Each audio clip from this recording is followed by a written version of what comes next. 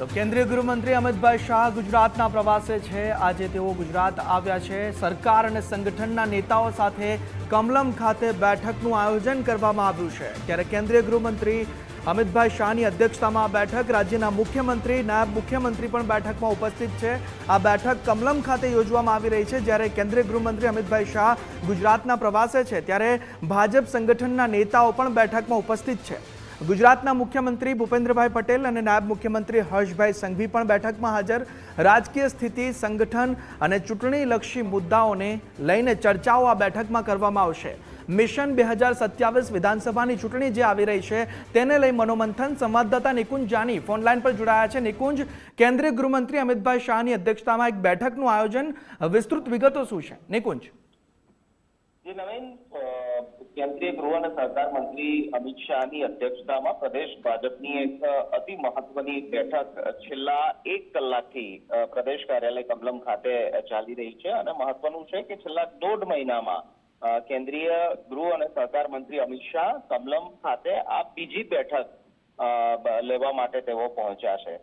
જાણકારી મળી રહી છે કે હવે 2027 વિધાનસભા ચૂંટણીને બસ ગણતરીના મહિનાઓ બાકી છે। ત્યારે આજથી જ એટલે કે અષાઢી બીજના રથયાત્રાના શુભ તહેવારથી મિશન 2027 વિધાનસભા ચૂંટણીનો શુભારંભ કરી દેવામાં આવશે। તેની પ્રિપેરેશન, તૈયારીઓ હાલથી જ શરૂ કરી દેવામાં આવશે અને તેના જ ભાગરૂપે આ બેઠક જે છે તે કેન્દ્રીય ગૃહ અને સહકાર મંત્રી અમિત શાહે બોલાવી છે। આ બેઠકની અંદર મુખ્યમંત્રી, નાયબ મુખ્યમંત્રી, પ્રદેશ પ્રમુખ જગદીશ વિશ્વકર્મા અને ગુજરાત પ્રદેશ ભાજપના 4 મહામંત્રીઓ પણ ઉપસ્થિત છે। અને ગુજરાતની વર્તમાન રાજકીય પરિસ્થિતિ, આ ઉપરાંત જે અલગ અલગ ચૂંટણીને લઈને સમીકરણો જે લાગતા હોય છે તે સંદર્ભે ચર્ચા થશે।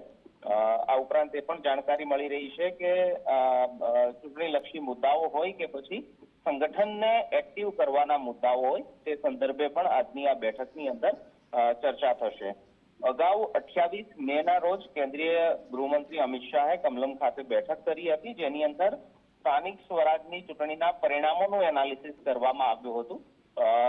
વિધાનસભા 2022, લોકસભા 2024 અને ત્યારબાદ સ્થાનિક સ્વરાજની સંસ્થાઓની ચૂંટણી જે 2026 ની અંદર થઈ, તેની વોટ પ્રતિશત કયા પ્રકારનો રહ્યો છે, કયા પ્રકારનો ટર્નઆઉટ થયો છે તેનું એનાલિસિસ થયું છે। અને આ સ્થિતિમાં જ્યારે 2027 વિધાનસભા ચૂંટણી થાય છે ત્યારે કયા પ્રકારના પરિણામો પાછલી 3 જે ચૂંટણીઓ ગઈ, લોકસભા, વિધાનસભા અને સ્થાનિક સ્વરાજની સંસ્થાઓની ચૂંટણી, તેના આધારે એક અનુમાન અને એક આકલન 2027 વિધાનસભા ચૂંટણીનું કરવામાં આવ્યું છે।